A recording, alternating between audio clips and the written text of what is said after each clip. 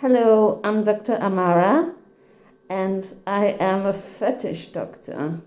Like I have promised on Twitter, I will be answering your questions in my beautiful operation room. The first question is, let's see, do you have a medical background? Yes, I have. I'm a nurse. It may differ in some countries, but here we have two types of nurses. You have the A1, or it used to be, I don't know if they changed the name, but I have my bachelor's in nursing, and I have the A1, and you have the A2. So you have two types of nurses. The A1 is more of a theoretic nurse, and also she does practicums and stuff depending on which school you go, but she can work later on in the ER, in the operation room, or every other bachelor after bachelor position you can choose.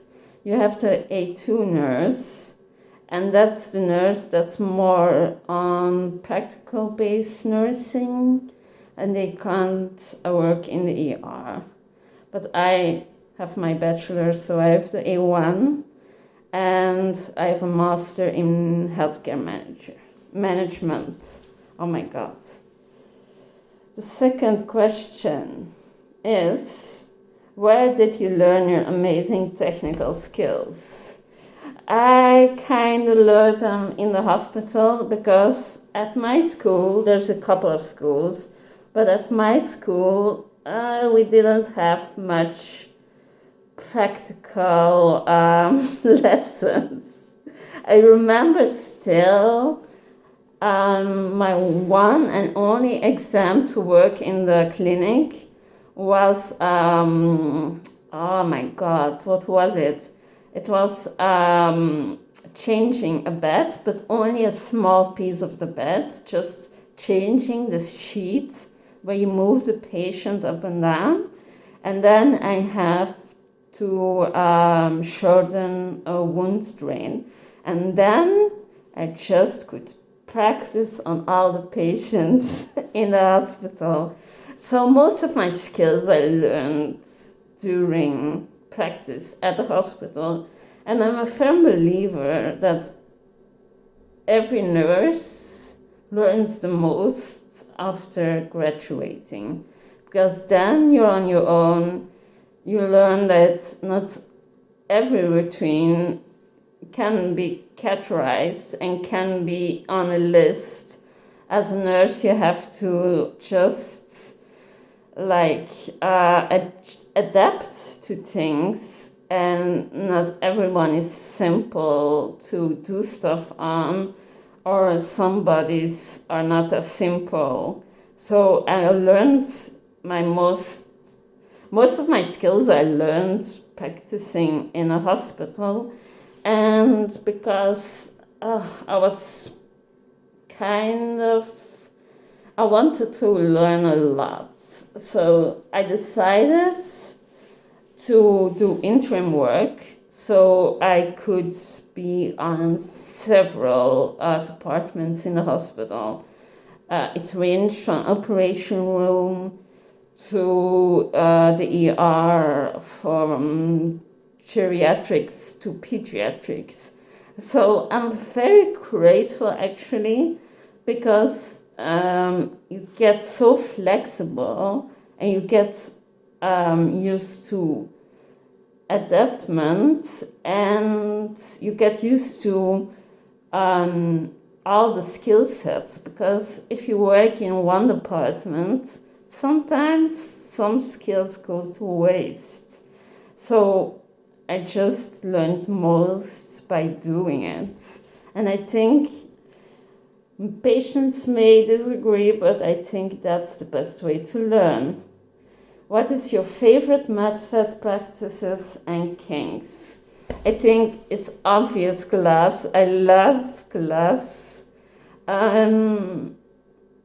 I'm not the standard glove lover because I also love neutral gloves, but I just love creating a realistic atmosphere where you think you're stepping into a real hospital and having a patient gown on. And then I think my favorite thing to do is a nasal gastric tube, because it's quite hard, it's quite dangerous. We don't recommend doing it without proper training. And second favorite thing is stitching. I love medical stitching. It just calms me down. The movement you have to learn. I'm quite a perfectionist, so I love seeing a beautiful formed stitch. And yeah, my favorite practices, I love them all. Besides giving animals and diapers. I have done that too much in my lifetime to still be doing that. Sorry for all the diaper lovers and animal lovers. I give a fleet, but not a full soup animal. I've done too many. Who are your MedFed mentors? There's so many amazing, but I think I have to honorably mention Miss Kitty, the amazing Miss Kitty. We will miss her all. I hated when I started doing fetish work as a dominatrix. I said I will never do medical fetish because I was bored of all the hospital stuff. I just didn't do it. And a year in, I saw Miss Kitty's work, and I was like, oh my God, that looks so good. Like the dental fetish. It was like I wanted to explore back. It gave me like my sparkle again. But there's so many amazing medical fetish practitioners. So I don't have a mentor. I see myself as my own mentor because, like I said, you learn the most from teaching yourself and just doing stuff. And yeah, I don't know if I even believe in mentorship, because everyone, besides if you go to hospitals, there's specific procedures. But in fetish, everyone does it different. There's no, of course, in some things there's a right and wrong, but everyone has its own style, and I believe you have to find your own style, and you will be creating that own style. So I don't really have a mentor, but the one that gave my spark back is definitely Miss Kitty, and I will always adore you for that. The following question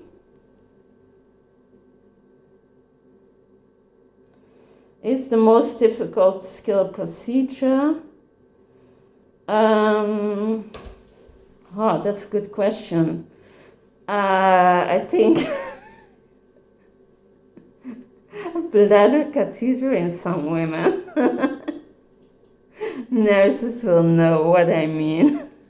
But the most difficult is, I think, nasogastric tube is the most difficult one. It's the most unsafe one. Yeah. What do I really find difficult? I've done so much, and in my life that what I do, I don't really have a difficult thing. I'm not saying I'm the best and I can do everything, but from what I do in my fetish range, I think nasogastric is the most difficult, and urethral catheter with some men with prostate problems, I would say.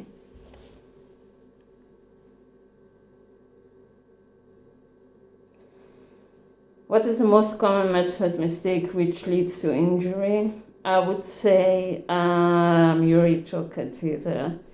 I think we need to find a proper in-between between the hospital and the fetishing, but to go into the bladder you still have to work quite sterile. So I highly recommend a sterile field, sterile gloves, one hand that's not sterile, one hand that's sterile. Use your sterile field kit. Use proper lube like endless gel. Just you can really screw someone's urethra up or prostate up by doing it wrong, and people don't really get how dangerous it is. Or it's not dangerous, you won't kill someone, but you can really mess someone up. And I think it's quite overlooked that there's potential harms in sounding and catheterization of the bladder. Further, I think, an isogastric tube, because you can be, if you don't do it right, you can go into the lungs instead of the stomach, and then create much problems, of course. How to start building up your inventory or medical supplies? Best and safest place to find medfed gear. I think best is, I'm a firm believer into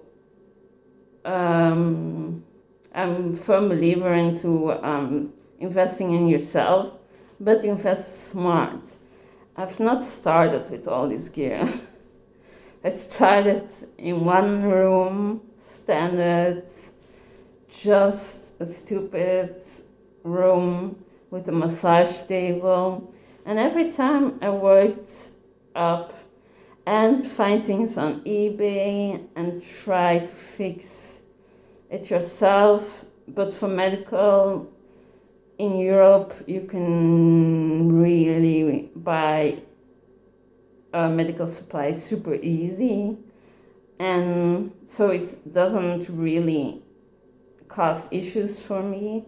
But like this lamp, the light box, all this stuff, the pumps, the monitor, and everything around me, I just build up thing by thing, and I think that's the way to go. Don't put yourself in money troubles, and just when you're ready and you have all your things in check, buy something off an auction site, eBay, or a marketplace, and go to the person. I know, like where I live, driving to other countries isn't that far, but if you live in America, I bet you have to take the chance, because you won't drive 5 hours to see if something works.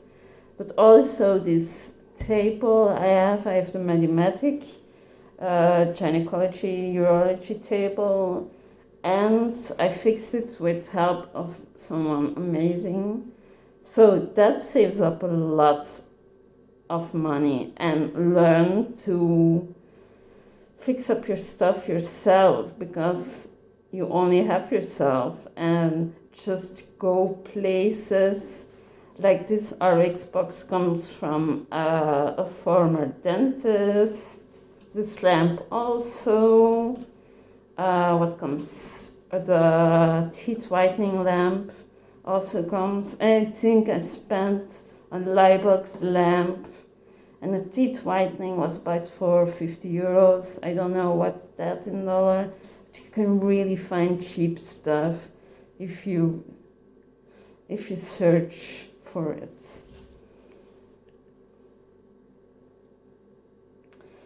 time for the gear itself. So the catheters, the masks. Find someone from Europe to ship it to you. So, for now, that's it. If you have any more questions, just put them below and I will answer them for you. So, see you next time. Tomorrow I will be releasing a review of some of my favorite latex and salt surgical gloves. See you!